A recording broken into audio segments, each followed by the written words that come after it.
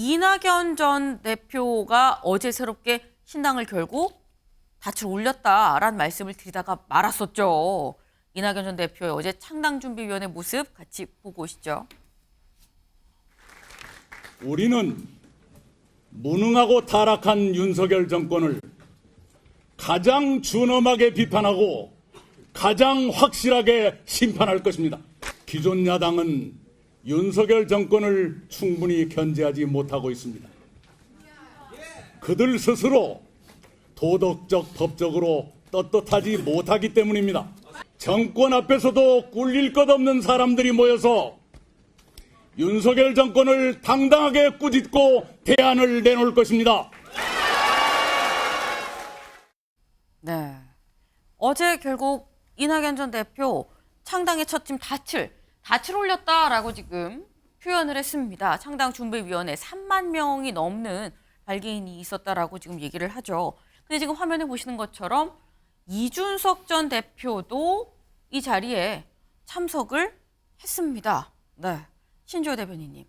사실 닻을 올린 이낙연 신당, 이 창당 발기인은 3만 명이 넘었다라고 하는데 관건은 두 사람이 머리를 맞대서 파이가 더 커질 것이냐 아니겠어요? 어떻게 보십니까? 저는 개인적으로 두 분의 이념적 간극을 극복하기가 어려워서 두 분이 빅텐트를 친다고 하는 거 아닙니까 지금? 그 빅텐트는 현실적으로 굉장히 어려울 것이라고 생각합니다. 왜냐하면 이 정당이라는 것이 기본적으로 각자가 추구하는 가치와 이념 그리고 국가를 어떻게 바라보느냐에 관한 관점이 같아야 되는데 그것을 과연 두 분께서 합의된 합의를 도출하실 수가 있을 것이냐. 네. 저는 굉장히 어렵다고 보는 게요. 기본적으로 이낙연 전 대표는 문재인 정권에서 초대 총리를 지내시고 네. 최장수 총리를 지내셨습니다. 이준석 전 대표는 보수 정당에서 계속해서 활동해 오셨던 분이고요. 그렇다면은 과연 어떠한 정책 그것을 두 분이 합의할 수가 없을 겁니다. 가령 대북 정책에 관해서는 이낙연 전 대표는 문재인 정권이 북한에 일방적으로 속았던 그 위장 평화쇼에 어떻게 보면 핵심 중에 핵심입니다. 그 정책을 수행한 분이죠. 근데 이준석 전 대표는 보수정당 대표로서 대북관에 있어서 굉장히 문재인 정권과의 그 차별된 시선을 가졌었기 때문에 그 간극을 줄이기가 힘들 것이라고 일단 보고요. 그리고 두 분 간에 그 이념적 간극을 줄이고 나서 합당을 하더라도 네. 그것은 일종의 정치적인 야합이 될 것이 분명하다.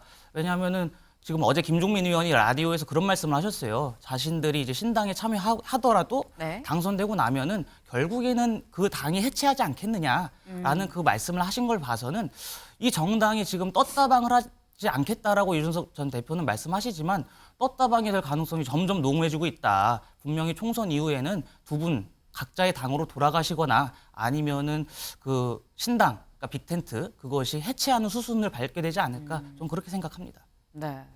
지금 이준석 전 대표의 개혁신당과 이 이낙연 전 대표의 새로운 현대, 지금 이 상황이 같이 가기는 쉽지 않다. 떴다방 야합이라는 표현까지도 지금은 같이 할지 모르겠지만 결국 총선 끝나면 나중에 결국 갈라설 수밖에 없는 태생적인 그런 관계 아니겠느냐라고 말씀을 하셨는데, 근데 약간 의아했던 부분이 장윤미 변호사님. 네. 사실 아까 저희가 이재명 대표 지금 복귀하는 모습을 봤습니다. 그리고 아까 최수영 의원님 말씀 중에 오늘 복귀하고 첫일성이 빵 하고 있어야 되는데 그러기 위해서 다른 지뢰를 제거했다라고도 말씀하셨어요. 근데 첫일성이 화합, 통합 그런 게 나오지 않을까라는 예상을 했는데 탈당하나 어떤 통합 그런 메시지는 없었던 것 같거든요. 어떻게 보십니까? 근데 누차 강조해왔던 거는 민주당이 하나가 돼야 총선에서 이길 수 있고 승리를 다질 수 있다라는 네. 거 아니겠습니까? 그래서 오늘은 정말 업무에 복귀하는 첫 날이기 때문에 무언가 새롭고 내가 주어진 삶을 더 여분의 삶이라고 생각하고 더 헌신하겠다라는 취지의 이야기가 나왔던 걸로 보이고요. 네. 그런데 짚어주신 대로 기자들이 따라가면서 던진 질문은 탈당에 이어지고 있는 부분에 대한 당대표의 입장이었던 겁니다. 네. 그러면 거기에 대해서도 구체적인 어떤 반응과 입장 나올 거라고 저는 생각을 하고요. 그게 백브레 형식이든 최고위 과정의 이후의 브리핑 과정이든 최고위 이후에 나올 수밖에 없을 겁니다. 다만 말씀 주신 대로 유기적으로 화합하기 상당히 어려울 겁니다. 어떤 정치적인 공감대, 교집합이 없습니다. 이낙연 전 대표와 이준석 전 대표가 그렇다는 말씀입니다. 그럼 선거를 치르는 데 있어서 이를테면 지역에 있어서는 지역구 후보를 낼지 안 할지 협의가 가능하겠지만 비례대표를 내는 데는 누구 사람을 어떤 순번으로 어떻게 낼지 이 부분부터 상당한 조율이 어려울 것이기 때문에 이준석 전 대표가 지금도 견제고 날리는 거 아닙니까? 엄근진해서 우리 같이 못 간다. 단순한 떴다방으로는 우리 함께 할 수 없다. 이런 어떤 흐름을 자세히 좀 주의 깊게 봐야 될 것 같습니다. 네. 지금 장윤미 변호사 말씀은 일단 첫 출근 차에서 내린 첫 발 디딜 때 첫 메시지가 아니라 최고위에서 사실상의 첫 일성 첫 메시지가 나올 수 있다라는 말씀을 또 하셨어요. 차재원 교수님. 네. 그러면 이재명 대표는 잠시 뒤에 9시 30분에 이제 최고위가 열립니다. 최고위에서 당대표도 모두 발언이 있긴 하거든요. 네. 뭐 거기서 할 얘기를 위해서 지금 약간 안 하고 아껴뒀다라고도 볼 수 있을 것 같은데 그럼 최고위에서는 어떤 얘기가 나올까요? 본인이 지난번 그러니까 이제 테러 당하고 나서 병원에서 나올 때 한 이야기 중에 하나가 이 테러의 원인이기도 했던 극단 정치를 종식을 이야기하면서 정오의 정치 종식을 이야기했잖아요. 네. 사실 어떻게 보면 정오의 정치는 상대에 대한 메시지이기도 하지만 내부의 메시지로서도 저는 작동해야 된다는 생각이 들거든요. 여전히 지금 그러니까 탈당한 분들은 나갔지만 이번에 고민정 최고가 했던 이야기 이 윤영찬 의원의 그 탈당을 말리고 났더만 돌아오니까 지금 자신에 대해서 상당히 비난 화살이 지금 돌아오더라. 이러한 부분들이 과연 이 옳은 방식이냐는 이야기를 했잖아요. 그래서 아마 이재명 대표 입장에서는 내부의 정오 종식에 대한 메시지를 내는 것이 필요하지 않을까 하는 생각이 들어요. 그렇기 때문에 아마 당의 단합과 뭐 포용, 관용 이런 부분들의 메시지를 내는 것이 저는 바람직하다는 생각이 드는데 과연 그렇게 할지는 지켜볼 대목입니다. 통합 메시지를 내는 게 맞는데 나올지는 좀 지켜봐야 되겠다라는 말씀 마지막에 붙이셨어요. 최수영 네. 위원님은 어떻게 보세요? 뭐 저는 낼 거예요. 제가 통합 보기에는 메시지를? 낼 겁니다. 이거 왜냐하면 지금 이낙연 전 대표가 신당을 창당할 때 하지 말라고 서명한 의원들이 120몇 명 되잖아요.